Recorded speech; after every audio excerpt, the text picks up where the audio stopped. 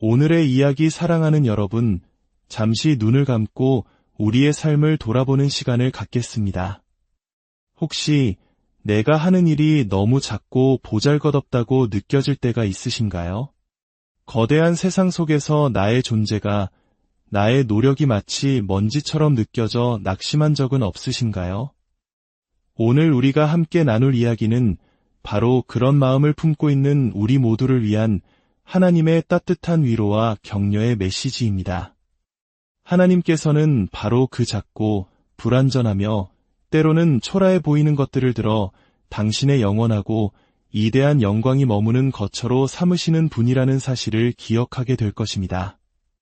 본격적인 이야기에 앞서 잠시 여러분의 도움이 필요합니다. 만약 이 말씀이 여러분의 마음에 울림을 준다면 좋아요를 통해 그 감동을 표현해 주십시오. 그리고 이 은혜의 메시지가 더 많은 영혼에게 닿을 수 있도록 공유를 통해 생명의 씨앗을 심어 주십시오. 구독을 하시면 하나님의 말씀이 여러분의 삶에 계속해서 빛과 소금이 될 것입니다. 이 채널을 위한 여러분의 작은 동참이 하나님의 나라를 확장하는 귀한 도구가 될 줄 믿습니다. 이 영상을 보시는 모든 분들의 삶에 하나님의 평강과 축복이 가득하기를 기도합니다. 자, 이제 이야기 속으로 들어가 보겠습니다. 이야기의 배경은 지금으로부터 약 2500년 전 예루살렘입니다. 이스라엘 백성들은 길고 길었던 바빌론 포로 생활을 마치고 마침내 고향 땅으로 돌아왔습니다. 그들의 마음은 벅찬 감격과 새로운 희망으로 가득 차 있었습니다.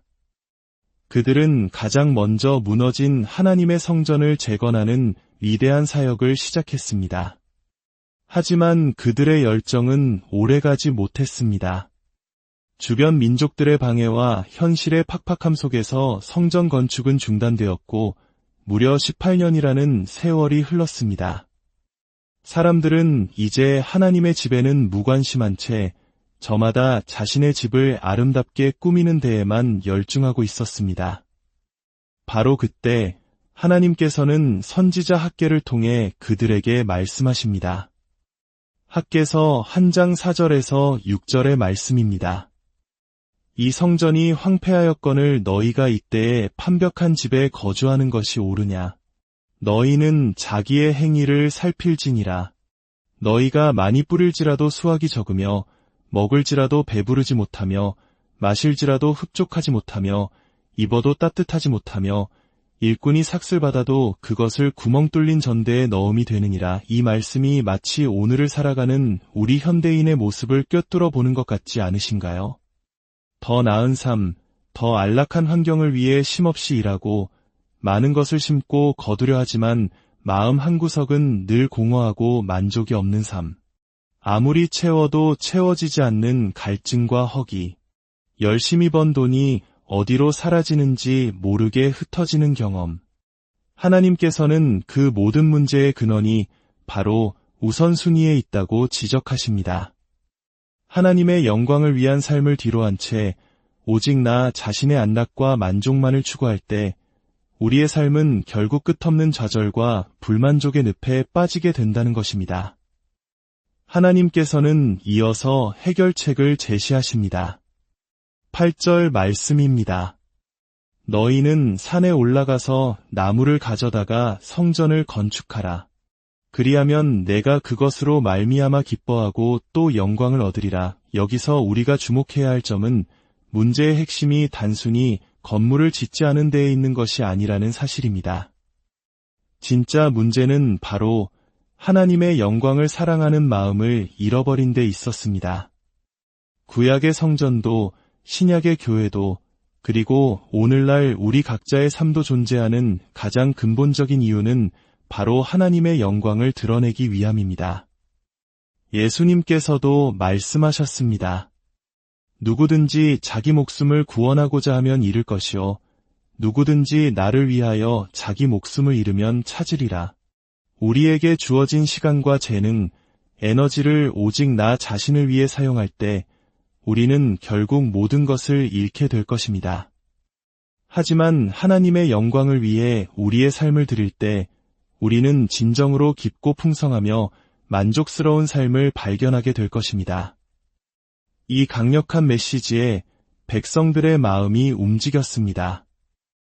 총독 스룹바벨과 대제사장 여호수아를 비롯한 모든 백성이 순종하여 다시 성전 건축을 시작했습니다.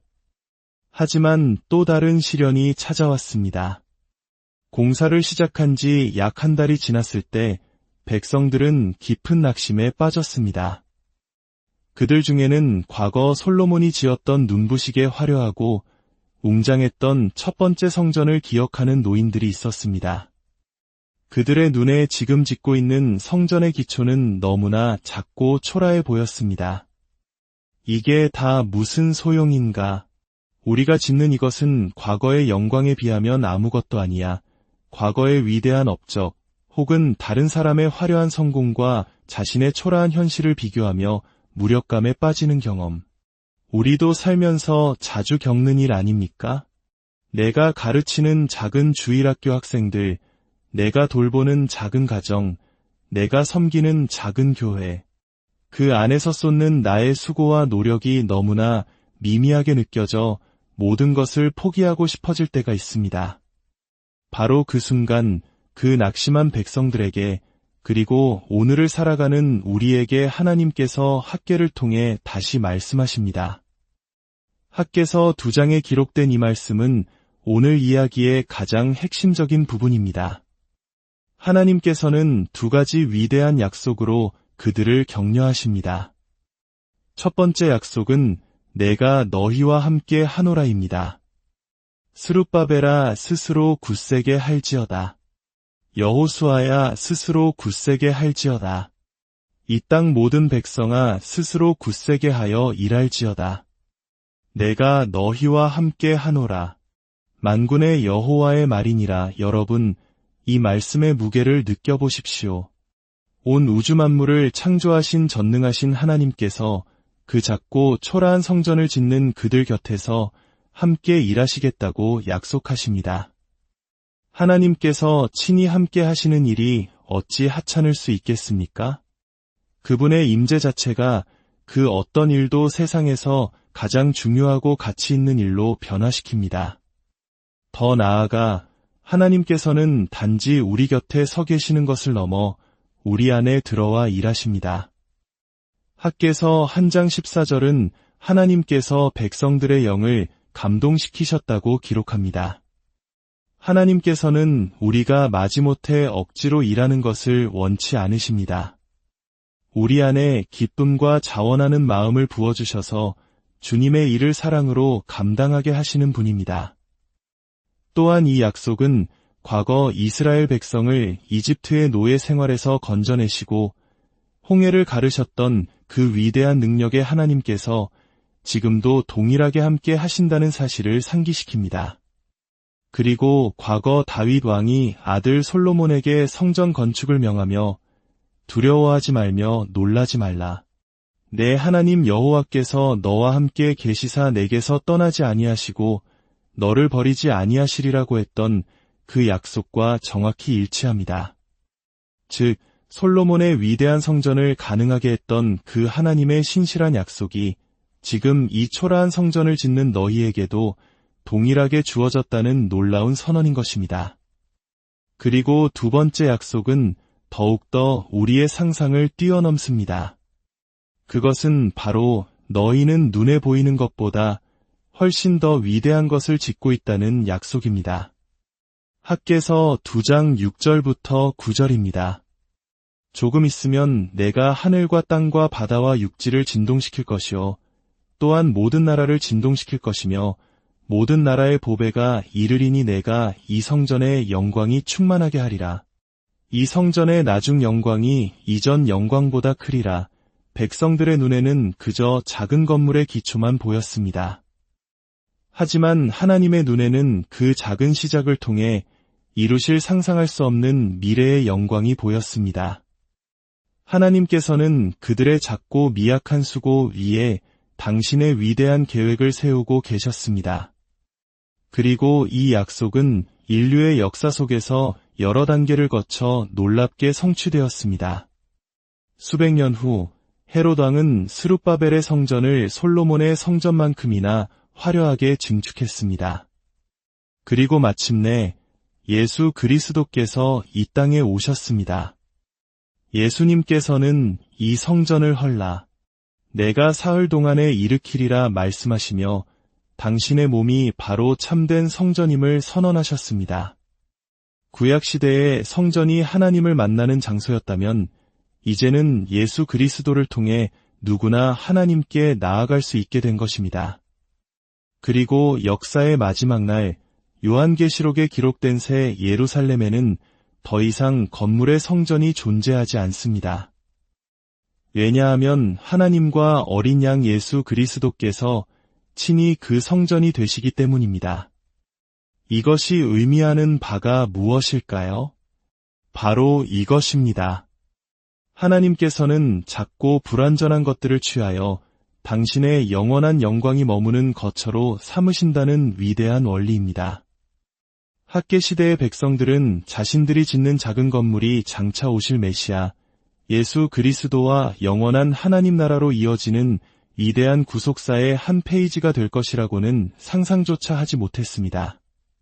그들은 그저 눈앞의 초라함에 낙심했을 뿐입니다.